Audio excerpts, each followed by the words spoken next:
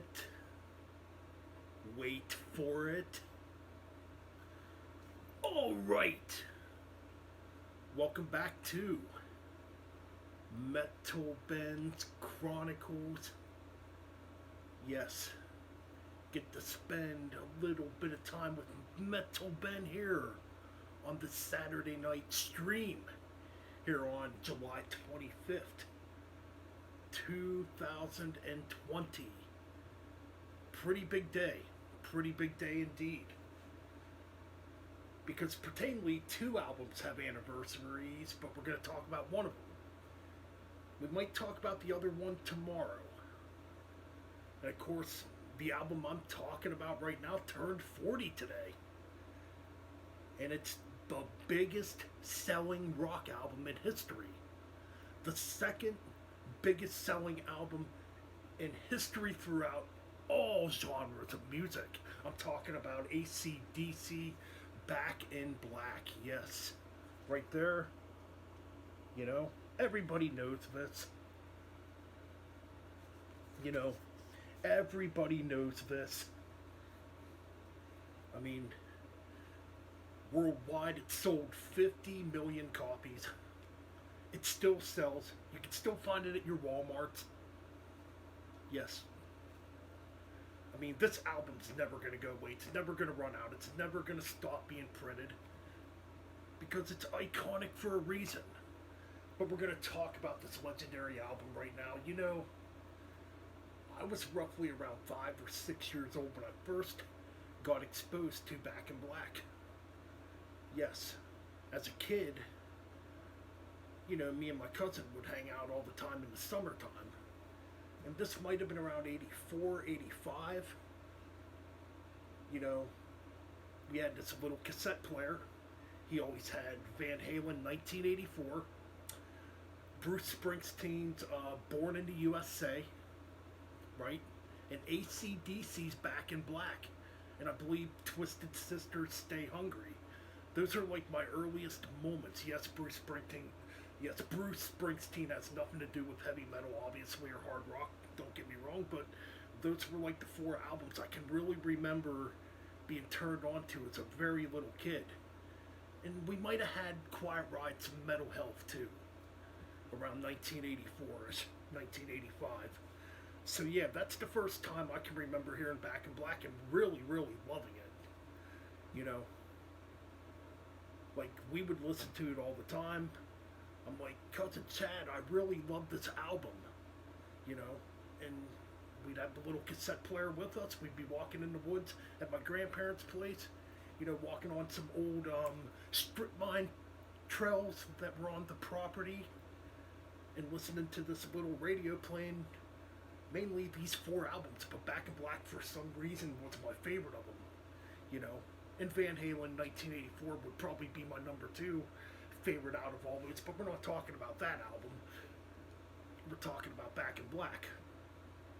So that's probably my earliest memory of hearing Back in Black. Now, Back in Black was also the very first cassette tape I ever owned. First musical format anything I ever owned. You know, and it's weird how I attained my copy of Back in Black. I was out walking one day, you know. We used to have like this landfill dump on our property too, or on my grandma's property too. You know, where, you know, at the time where they would dump garbage, you know, during the strip mining. And I found all these cassette tapes. I don't think my cousin was with me, but I found all these cassette tapes. I wasn't familiar with a lot of them because I was just a kid. But I saw AC/DC Back in Black was in there with these cassettes. I grabbed it right away, man. I grabbed it, I snitched it up, and I kept it. You know, I wish I still had it. I don't have it no more, but that's how I got AC/DC's Back in Black. This would have been around I'm going to say 87, maybe 80, maybe 88. And I think it was 87, because I was around 7 or 8 years old at this point. And that's how I got AC/DC's Back in Black on cassette tape. Somebody just threw it out. And the tape played fine when I played it on my little cassette player I had as a kid. So, You know, to whoever threw that out, I don't know why. Anyways, yeah, little story about that. But anyways, so AC/DC Back in Black being released on July 25th, 1980. You know, and this falls 6 months, excuse me, 6 months after the passing of the legendary, larger than life Bon Scott. You know, so, you know, they brought in Brian Johnson from the band Geordie, a 70s band, you know, that had Brian Johnson in it. They brought him in, you know, to replace Bon Scott. And, you know, he had big shoes to fill, for sure. I'm sure when he was making Back in Black, he was probably nervous. Because Bon Scott, you know, let's be honest, that's a pretty intimidating figure to replace. You know, when it pertains to replacing a vocalist. You know. And as we all know, Bon passed away, unfortunately, on February 19th, 1980.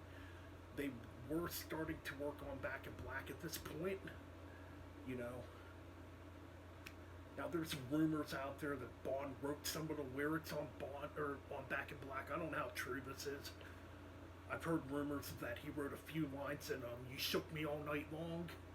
I don't know. There's no proof of it. You know, because, you know, Bon always carried this little notebook around to write lyrics down, I guess, and I don't know, it's a legend that he did contribute some lyrics on Back in Black.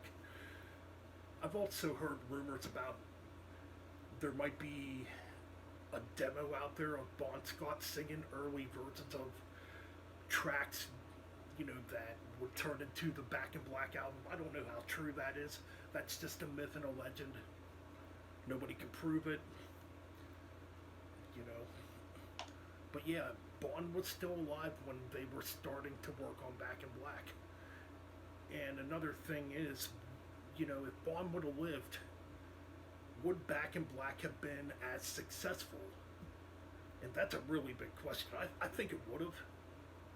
No matter what, I think it would have been real successful, because if they got a lot of success, you know, on Highway to Hell, that was their first major breakthrough album when they got Mutt Lange under the production booth, you know, to replace the Young Brothers who had produced all the Australian releases of those earlier AC/DC albums, or the international releases, whatever you want to call them, because a lot of those albums weren't available here in the States prior to Back in Black. So, you know,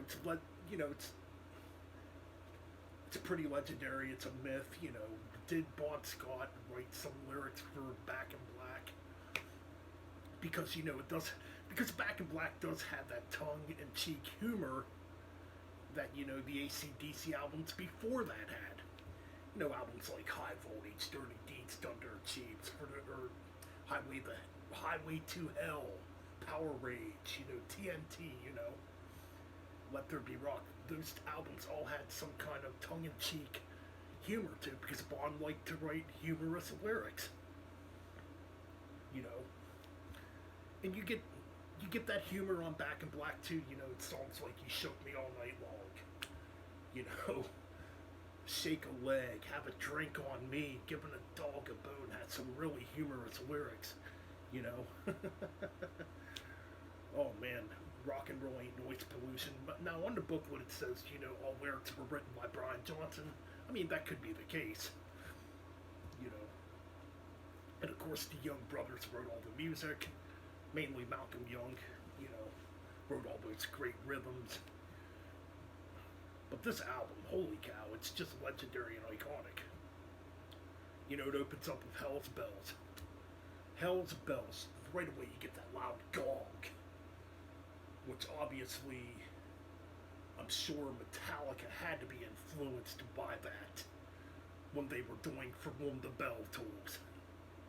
You know. But yeah, you get this big gong, then you get this larger than life, dark, slow riff.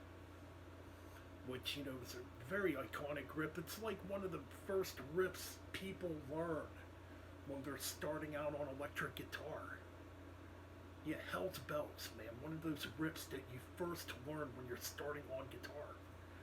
You know. So yeah, it definitely left its mark for a reason. And it's one of the best guitar intros of all time. You Shook Me All Night Long. Enormous. The biggest AC/DC track. I honestly am still pretty sick of the song.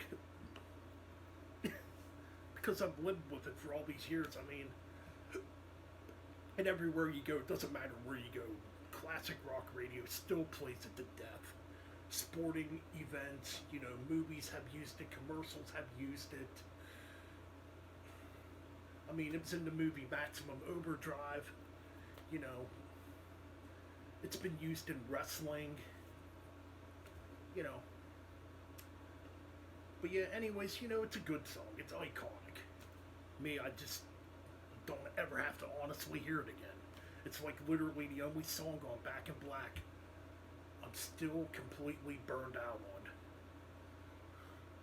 So, you got tracks like, well, let's look at the back of the CD because I don't want to mess up the order here.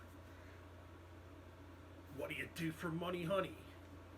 It's just a great rockin' tune, man. Just great stuff. What can I say? It's AC/DC. What more can I say? And Mutt Lange coming into the fold, yeah, the production's definitely cleaned up from, those earlier independent releases, international releases, it's definitely cleaned up. Same with Highway to Hell. Obviously for a reason. Giving the Dog a Bone, fuck. Hilarious lyrics, man. Hilarious lyrics in the track. It's got that driving beat. I just love this track. I just like how the drums go. Like AC/DC had this simple format. They did. They had just a real simple driving format. Nothing was ever overly complicated with AC/DC. I just love the drive in it. Like Cliff Williams back there on them drums. Nothing complicated. Now I'm sure, if you're in a progressive metal band or a progressive band in general, and I've heard this too, like, for progressive bands, it's very, very hard for them to write a simple song. I mean, I guess if you're used to writing all these really long, lengthy, epic tracks, I could see that. But AC/DC, they just had this perfect formula, man. Let Me Put My Love Into You, Babe. Again, another track that's just great. And I don't really have to describe any of these tracks because everybody knows them. Everybody knows them. I mean, there was a point, I remember this too, back in the 90s, back in the 80s, pertainly, on FM rock radio, they would play every single song from this album on the radio. I remember it. I remember hearing all these tracks on the radio at one point. Kind of similar to the debut album by Boston. Every track from that's been played on FM radio. I mean, just amazing stuff. Of course, you got the iconic Back in Black. What an iconic track. It's like that rip. You can hum it over and over in your head.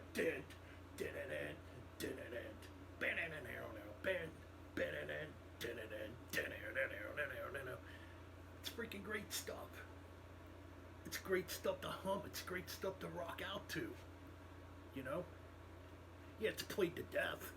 It's another one of them songs that still gets played to death on FM radio, but it's a killer track. I mean, it's been used in movies, commercials, sporting events. WWE used it.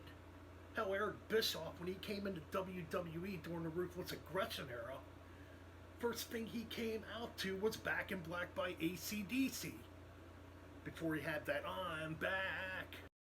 So yeah, WWE's used it, every sporting event's used it, movies, commercials, sitcoms, you name it, it's been used.